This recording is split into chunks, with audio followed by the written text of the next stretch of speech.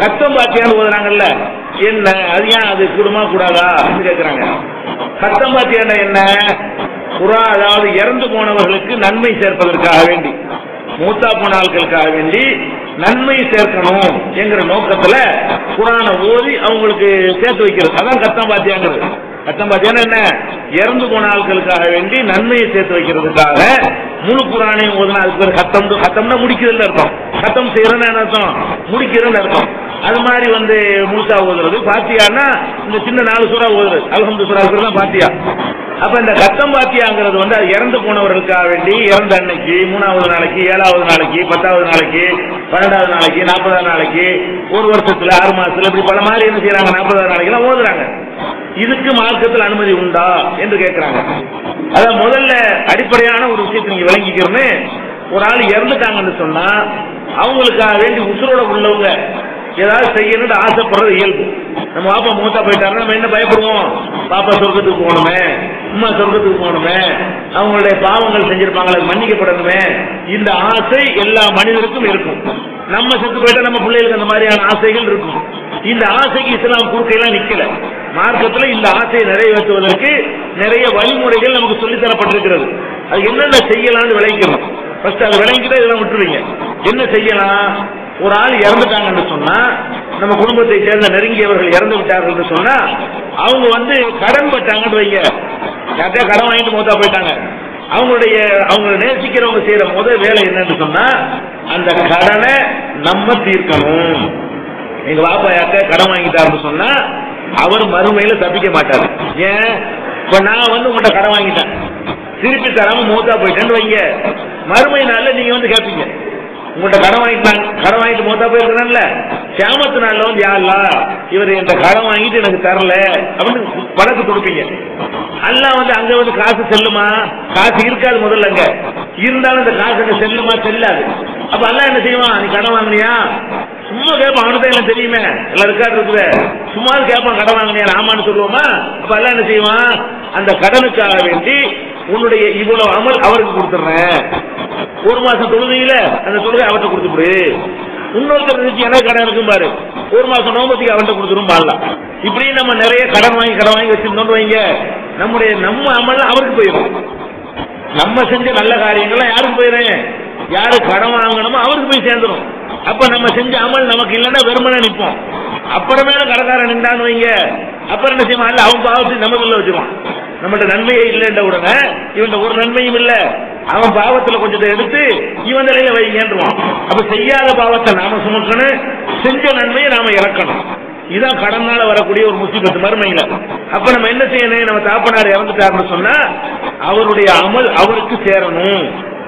அவருடைய அமல் அடுத்த ஆளுக்கு போயிடக்கூடாது, அவர் செய்யாத பாவத்தை அவர் சுமந்துடக்கூடாது என்று நிஜமான அக்கறை உங்களுக்கு இருந்தால், இந்த 1.5 ரூபாய்க்கு பாத்தியா ஒரு நிப்பாட்டிக்கிட்டு என்ன செய்யுங்க, யார் யார்ட்டெல்லாம் உங்க வாப்பா கடன் வாங்கி இருந்தாரோ அவர்கிட்டலாம் போய் கடனை கொடுங்க.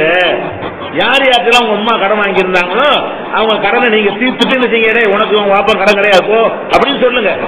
அல்லது உங்கள்ட்ட வசதி இல்லையா, அவன்கிட்ட போய் கெஞ்சிங்க, எங்க வாப்பா கடன் வாங்கிட்டாரு, முடியாம போயிட்டாரு, அல்லாஹ் தந்தா உனக்கு நான் தந்துடுறேன், இல்லன்னா நீ மன்னிச்சுக்கப்பா அப்படின்னு சொல்லி உசுரோட இருக்கும்போது அவன்கிட்ட மன்னிப்பு வாங்கிடுறேன். இங்க மன்னிச்சுட்டாங்க, கிளைம் பண்ண இயலாது. இங்க மன்னிச்சுட்டாங்கன்னு சொன்னா அல்லாஹ் என்ன செய்ய முடியாது, வழக்கு தொடுக்க முடியாது. ஒண்ணு கடனை செலுத்துங்க, முடியல என்று சொன்னா கடன் கொடுத்தவர்கிட்ட மன்னிப்பு வாங்கிருக்க.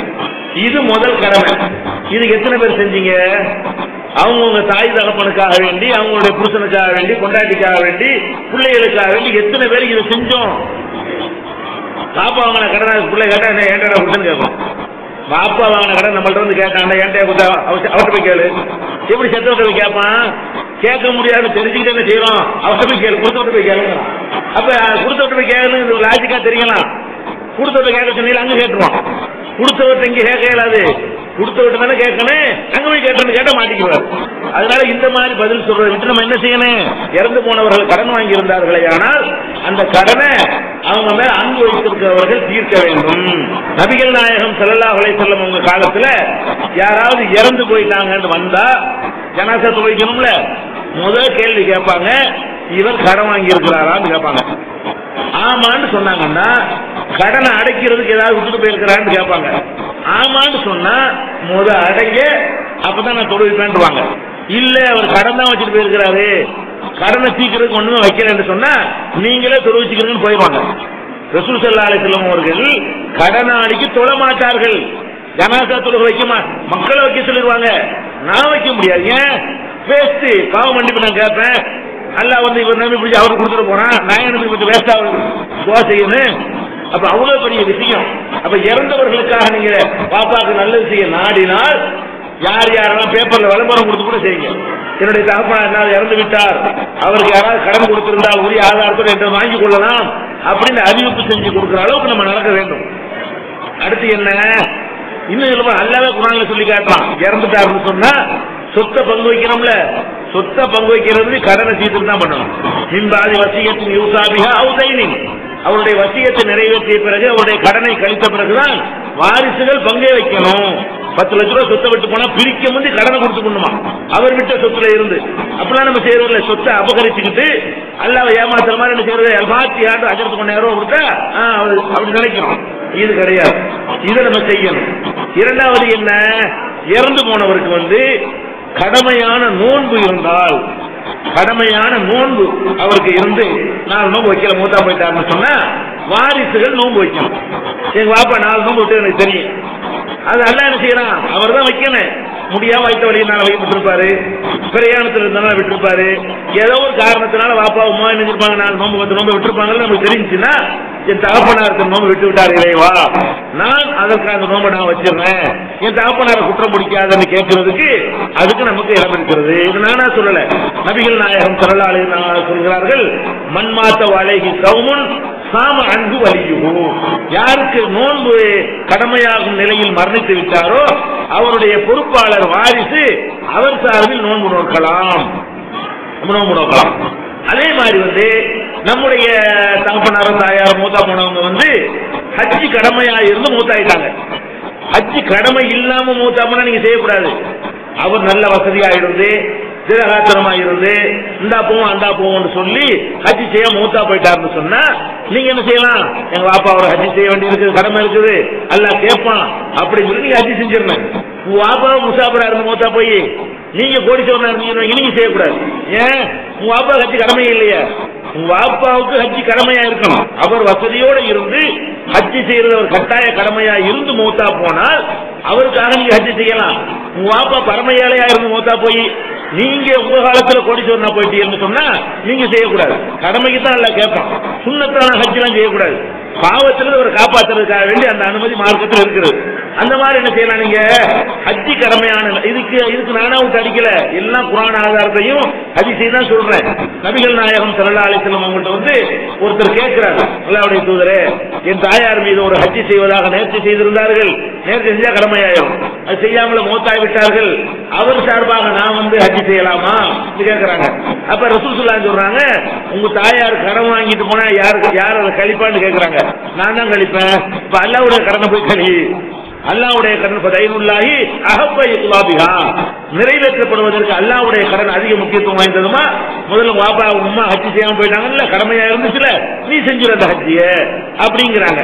அப்ப அதாவது நல்ல வணக்கம், இறந்தவருக்காக வேண்டி கடனை அடைக்கலாம், அடைக்க வேண்டும். இறந்தவருக்கு நோன்பு கடமை இருந்தால் நோன்பை வந்து நம்ம நோக்க வேண்டும். நோன்பு கடமையா இருந்தா தான், நோன்பு மிச்சமே கடமையா இல்லைன்னு சொன்னா நீங்க வேற நகல் நோன்பு செஞ்சு பாப்பாக்கு சேர்க்கறதா சேர்க்கக்கூடாது. கடமைக்கு மட்டும் அல்லாஹ் ஒரு விதிவில கொடுத்துருக்கலாம். அதே மாதிரி கடமையான ஹஜ்ஜி இருந்தால் அதை நிறைவேற்றலாம். 4 3 4வதாக இறந்து போனவர் வந்து அவரு தர்மம் செய்யறது. இறந்து போனவருக்கு அவர் பாப்பா மொத்தம் போயிட்டாரு, நம்மள்ட்ட காசு இருக்கிறது, என்ன செய்யலாம், பாப்பாக்கு நன்மை சேரட்டுமே அப்படின்னு பள்ளிவாசல் கட்டி வைக்கலாம். பாப்பாக்கு நன்மை சேர்த்துமே பஸ் ஸ்டாண்ட்ல எல்லாம் வெயில நிக்கிறாங்களா, ஒரு நிழல் கூட அமைத்து வைக்கலாம். பாப்பாவுக்கு நன்மை சேர்த்துமாங்கிறதுக்காக வேண்டி ஒரு கிணறு வெட்டி போடலாம். பாப்பாவுக்கு நன்மை சேர்த்துமாங்கிறதுக்காக வேண்டி ஏழைப்பாளையருக்கு சோறாக்குறதுக்கு சத்திரத்தை கட்டி வைக்கலாம். இப்படின்னு நன்மை செய்யக்கூடிய எவ்வளவு ஒரு அடிப்பைப்பு செஞ்சு வைக்கலாம். இப்படி எத்தனையும் செய்யலாம். பாப்பாவுக்கு நன்மை செய்வதற்காக வேண்டி தான தர்மங்கள், ஒரு ஏழைகளுக்கு கல்விக்கு உதவலாம். இப்படி எத்தனையோ விஷயங்கள் இருக்கிறது. ஒரு ஏழை இருக்காங்க, ஒரு 2 3 நகையை போட்டு அந்த பொண்ணு நல்லா கல்யாணம் பண்ணி கொடுப்பாங்க, இதை போட்டுக்கமா இப்படின்னு என்ன செய்யலாம், இது மாதிரிலாம் கொடுக்கலாம்.